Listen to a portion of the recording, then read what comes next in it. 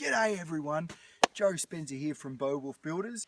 We've been invited right up north of Australia into the outback to have a look at a home mill or a timber mill that's just on, I think it's about 42,000 hectares of property. They've thinned out some of the property. If you have a look here, here's our pile of mulga. Mulga is an Australian native timber. It's acacia.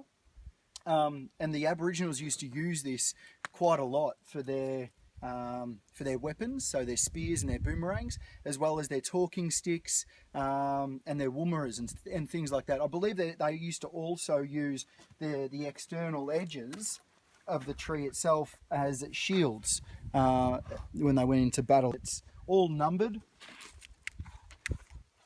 ready to rock and roll. We've got numbers on all of these. Here's another number. So the number, if you haven't seen it before, the number signifies the diameter and the length of the tree. Now the timber, it's a very hardy timber, and if you step over this way, you can see that we've got different shapes all the way through it, and because the grain is so interknitted in itself, it can be really strong and hardy. The thing that we can use it for is obviously furniture, which makes gorgeous furniture because it's such a tight, thick grain. This load here is actually being put into shipping containers and being shipped over to China. China's milling it up and then they're sending it back to us. Come on, Australia, wake up. We could be using this resource for ourselves, but we just don't pay top dollar for it like the Chinese do. So a lot of these guys actually use this mulga for posts for their fences because it's hard wearing, it lasts a long period of time. They give it a lick of sump oil and it lasts forever as fence posts.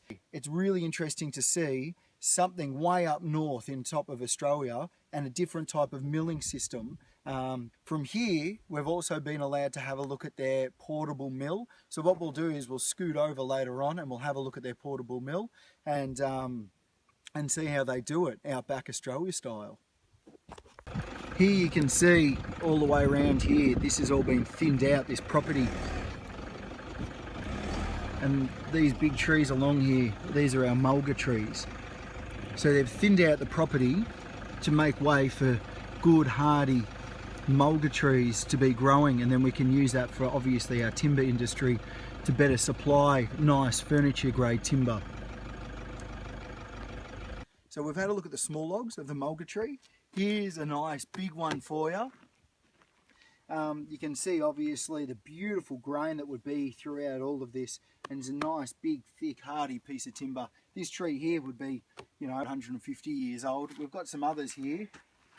These are the last remaining of the shipment, and then if you step over this way, this is where they come to. This is the outdoor portable mill. So the logs go in here down the bottom and you just lay them in between. This here can lift up or down, and if you come over close you can have a look at this blade down the bottom here.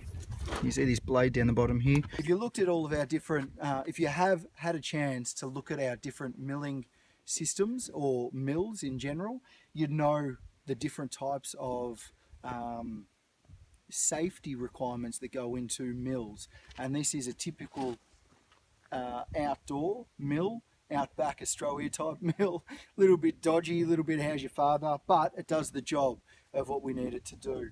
Here what we do is we put a log in the center, and you can see that there's one already just here, and this can roll forward and back as it slices. It can also roll up and down and roll across, and then we get some nice big cuts straight out of it.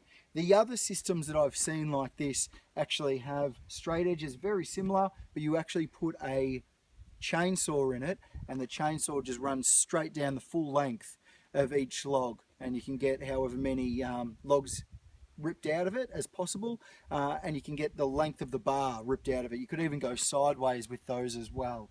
So this is just a different version of the big milling companies and what we can do in Outback Australia. So stay tuned if you've got any other questions or queries. Until then, stay totally awesome.